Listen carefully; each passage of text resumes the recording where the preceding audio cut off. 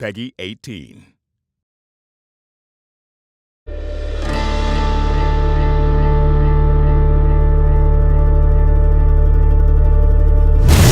Hi everyone, I'm Roland Lesterlin, the game director for Just Cause 3, and welcome to the beautiful Mediterranean island chain of Medici.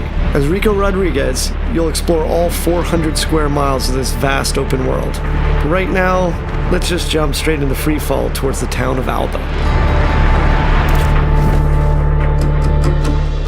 At Avalanche Studios, we love building huge sandbox worlds, and everything you see here on the screen you can travel to. The hills, the mountains, the beaches, you name it, what you see, you can go straight to it. The story behind Medici is that it's being held under the brutal control of the dictator General Di Ravello. And as you can see, his domineering presence can be felt throughout all the towns and the villages. Inspiring a revolution to free the people is no simple task for any ordinary citizen. But Rico is no ordinary person.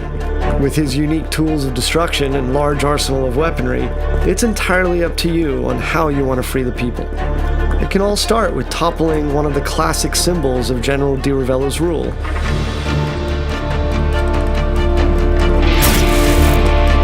Here we'll see Rico using the physics of the world, and his new multi-tethers, to force Di Ravello's statue into inflicting damage upon itself.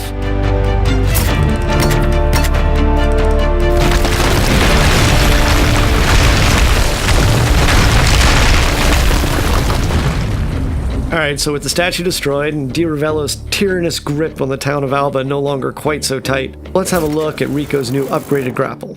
As with JC2, traversal is very much at the heart of the experience. Medici is packed with activities, challenges, and opportunities for creative destruction. Now here we can see one of Di Ravello's propaganda spouting speakers, so let's make quick work of it and tear it down. Using his tethers, Rico is able to rip chaos objects like this from their supports. And as you destroy these pieces of propaganda, you further weaken Di Ravello's influence over the area. Gas stations were so much fun in JC2, we decided that we wanted to take them out of the core chaos progression system and just allow players to destroy them as many times as they want. And our physics play to our favor as a chain reaction kicks off and the whole place goes up.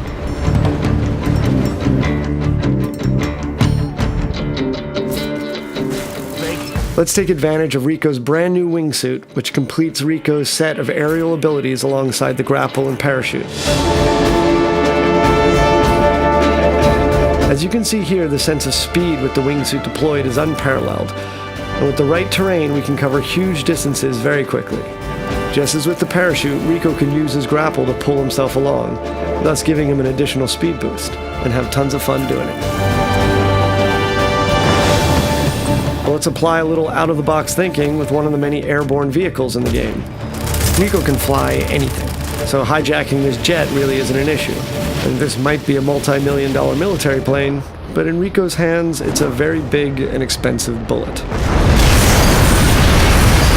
Alright, so we've blown up the refinery and we've seen the cascade of destruction. Now let's take to the roads in a souped-up sports car.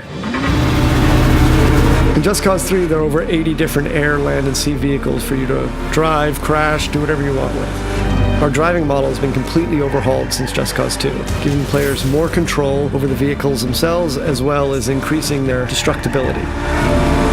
And of course, there are numerous race challenges for you to play that'll allow you to unlock vehicle-based mods to improve your rides. We're not a racing game, so going off-road in our world can be lots of fun.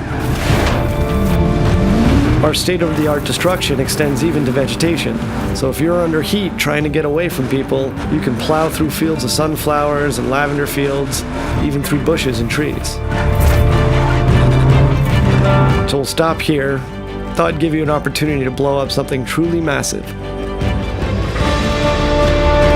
I guess we're going man versus bridge with our super powerful Hydra missiles and see what kind of damage we can cause. Shooting out the supports will result in the bridge destroying in tons of different ways. And this means you can come up with your own great action moments. And that's the core of the sandbox experience.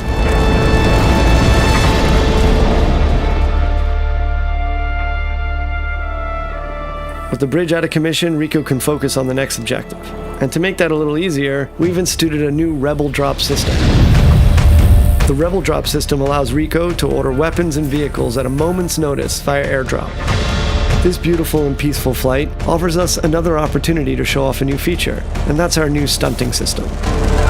So we moved away from the specific authored points on vehicles from JC2 and allowed the player total freedom on top. So if you jump out onto the plane, you can actually walk around the plane wings themselves. And of course, the plane itself can be used as a means of destruction. Maybe we should get off the plane first.